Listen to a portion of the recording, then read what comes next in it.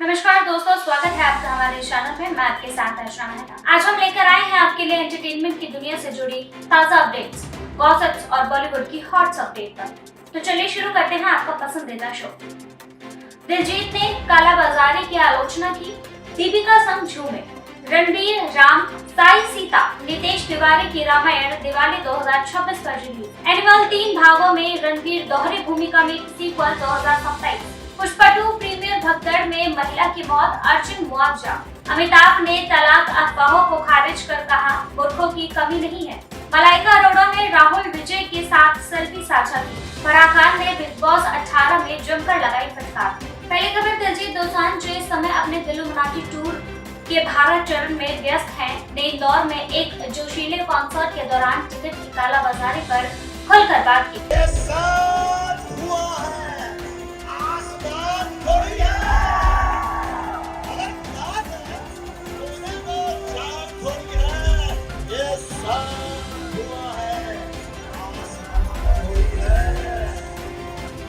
सभी का खून शामिल है यहाँ की मिट्टी में, किसी के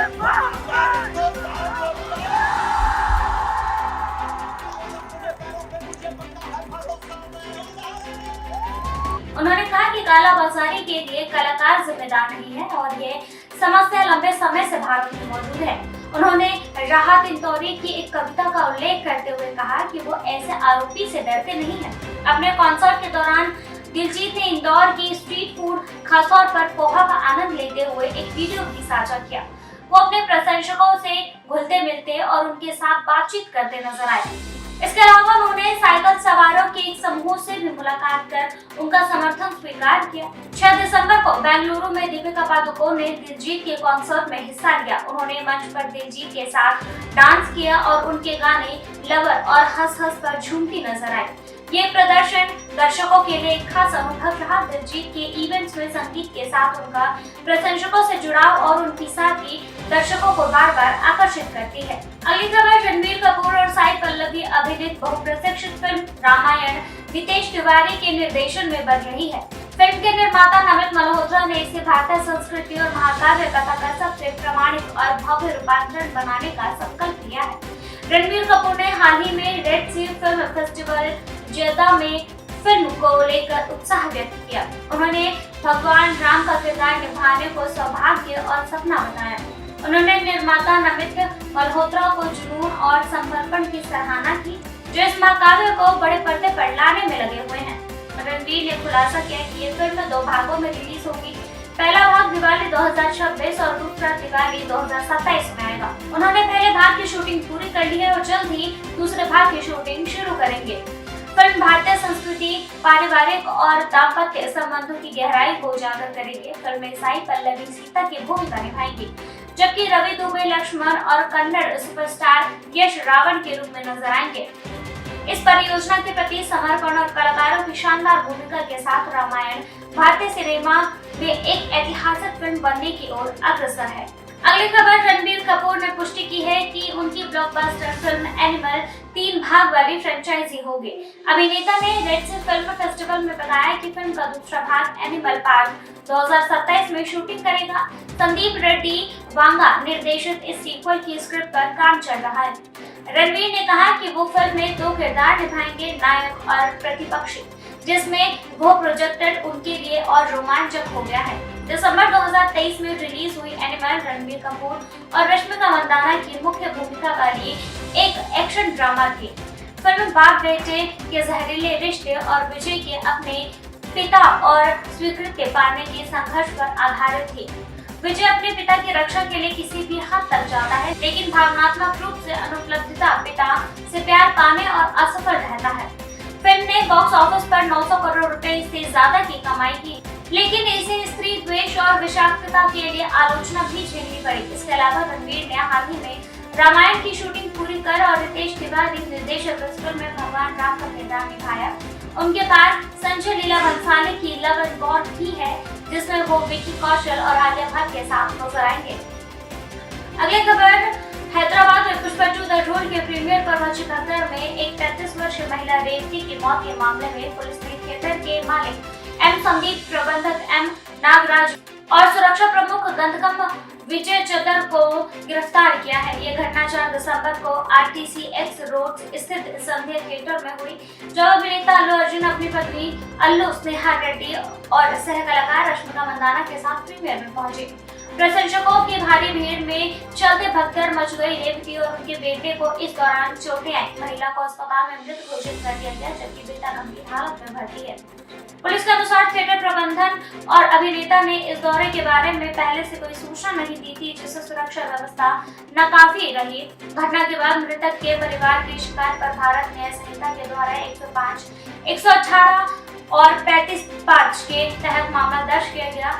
अल्लू अर्जुन के मृतक परिवार को 25 लाख रुपए मुआवजा और लड़के के मेडिकल बिल का भुगतान करने का आश्वासन दिया है। उन्होंने प्रेस मीट में माफी मांगते हुए कहा कि वो परिवार की हर संभव मदद करेंगे और उन्हें दर्द को साझा करने का प्रयास करेंगे।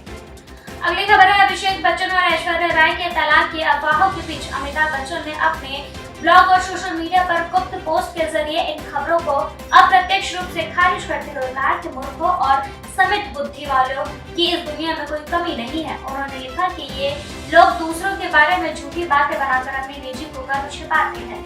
अभिनेता ने एक्स पर लिखा, जो लोग हर शब्द में अपना मतलब ढूंढते हैं वो अपनी निजी दुर्भाग्य को छिपाने की कोशिश करते हैं। अफवाहें तब शुरू हुई जब अभिषेक और ऐश्वर्या एक हाई प्रोफाइल शादी में अलग अलग पहुंचे और अभिषेक ने ग्रे तलाक पर एक पोस्ट लाइक की। इसमें लंबे समय से शादीशुदा जोड़ों के अलग होने की बढ़ती प्रवृत्ति पर चर्चा की गई थी। हालांकि न तो अभिषेक और न ही ऐश्वर्या ने इन अफवाहों पर कोई प्रतिक्रियाएं दी है। अभिषेक और ऐश्वर्या ने 2007 में शादी की और 2011 में उनकी बेटी आराध्या का जन्म हुआ। दोनों ने कई फिल्में साथ में काम किया है, जैसे गुरु, सरकार राज और रावण। फिलहाल तलाक की अफवाहों को लेकर परिवार ने कोई स्पष्ट बयान जारी नहीं किया है। अगली खबर, पंजाबी गायक एपी ढिल्लों की मुंबई कॉन्सर्ट में मलाइका अरोड़ा ने धमाल मचाया है। मलाइका को एपी ढिल्लों ने मंच पर आमंत्रित किया, जिससे वो कार्यक्रम की मुख्य हस्ती बन गई। इस दौरान उनकी सेल्फी फैशन स्टाइलिस्ट राहुल विजय के साथ सोशल मीडिया पर वायरल हुई। दोनों के बीच डेटिंग की अटकलें लगाई जा रही हैं, खासकर मलाइका और अर्जुन कपूर के ब्रेकअप के बाद। राहुल और मलाइका को पिछले सप्ताह डिनर आउटिंग पर भी देखा गया था। मलाइका ने राहुल के साथ इंस्टाग्राम स्टोरी पर विद गाने के साथ एक तस्वीर साझा की, जिसे सबसे पहले राहुल ने पोस्ट किया था। मलाइका ने इंस्टाग्राम से संकेत मिला कि वो सिंगल है। ब्रेकअप के बाद अर्जुन कपूर ने भी प्रेरणादायक नोट शेयर किया, जिसमें लिखा था, हर सकारात्मक विचार आपके जीवन को बदल देगा। अर्जुन कपूर ने मलाइका से अलगाव की पुष्टि की, लेकिन राहुल विजय के साथ मलाइका की तस्वीर पर अभी तक उनकी प्रतिक्रिया नहीं आई है। मलाइका ने पोस्ट के जरिए भी संकेत दिया है कि वो अपने नए रिलेशनशिप स्टेटस को लेकर सकारात्मक है।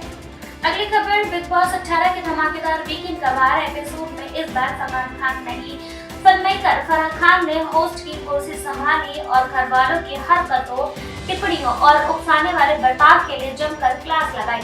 फराह ने सबसे पहले तो इस सीजन का नाम दिया द करणवीर शो का, फिर बताया घर वालों को कि वो कैसे करणवीर से ऑब्सेस्ड है। ये सब विवियन हुए अविनाश को नहीं आया बिल्कुल पसंद, क्योंकि उनके मुताबिक तो घर में सब कुछ उनका ग्रुप ही है। खैर, सीजन करणवीर शो हो या ना हो, इस बार का वीकेंड का वार तो करणवीर शो था। एपिसोड में मुख्य रूप से फराह ने सारा अरफिन खान और तजिंदर बग्गा को करणवीर मेहरा और उनके परिवार को निशाना बनाने के लिए फटकारा। फराह ने शुरुआत में घर वालों को सारा अरफिन खान, दिग्विजय राठी और श्रुतिका अर्जुन के उन क्लिप्स को दिखाया जिनमें वो एक दूसरे को परिवारों के लेकर नीचे टिप्पणियां कर रहे थे। उन्होंने सारा को करणवीर के प्रति किए गए अपमानजनक व्यवहार के लिए फटकारा, जिनमें उन्होंने करण के चेहरे पर पानी फेंकना और उन पर टिश्यू फेंकने के साथ एक आपत्तिजनक टिप्पणियां करना शामिल था। मेरा बाप मर गया, तेरा बाप मर गया क्या? फराह ने सारा पर करणवीर को जानबूझकर भड़काने का आरोप लगाया और शिल्पा सिडोरकर से पूछा कि उन्होंने सारा को रोकने की कोशिश क्यों नहीं की। तजिंदर बग्गा को भी फराह ने फटकार लगाई जब उन्होंने करणवीर के चाचा को लेकर अपमानजनक टिप्पणियां की कि वो पीएमओ वे बाथरूम क्लीनर हो सकते हैं। फराह ने बताया कि करणवीर ने हाल ही में घर के इंटरव्यू में बग्गा और अविनाश मिश्रा सहित सभी कंटेस्टेंट की तारीफ की थी। इसके बावजूद बग्गा और अन्य कंटेस्टेंट का व्यवहार अनुचित था। दिग्विजय राठी पर भी फराह ने निशाना साधा, कहा कि वो नॉमिनेटेड होने के कारण लड़ाई भड़काने की कोशिश कर रहे थे। उन्होंने दिग्विजय, अविनाश और रजत दलाल को चेतावनी दी कि यदि वो फिर से फिजिकल हुए तो उन्हें घर से बाहर कर दिया जाएगा।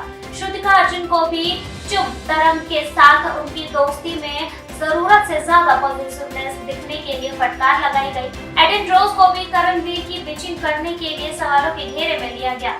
करण ने उन्हें एक टास्क के दौरान उन्हें 5 घंटे तक उठा कर रखा था। फरहान ने साफ कहा कि सलमान खान कंटेस्टेंट के प्रति बहुत नर्म रहे हैं, लेकिन वो ऐसा नहीं करेंगे। अविनाश मिश्रा ने बिग बॉस के फैसले पर सवाल उठाए हुए करणवीर मेहरा के ग्रुप के लिए पक्षपात का आरोप लगाया। यहाँ तक कि उनके ग्रुप के और लोगों का भी मानना था कि करण को काफी पंप किया जा रहा था। इस वीकेंड के बाद में ये गुस्सा और भी बढ़ गया, जो बताया गया कि कोई एलिमिनेशन नहीं होगा। इस बार अविनाश ने कहा कि जब भी करणवीर के ग्रुप को नॉमिनेट किया जाता है तो बिग बॉस नो एलिमिनेशन कर देते हैं।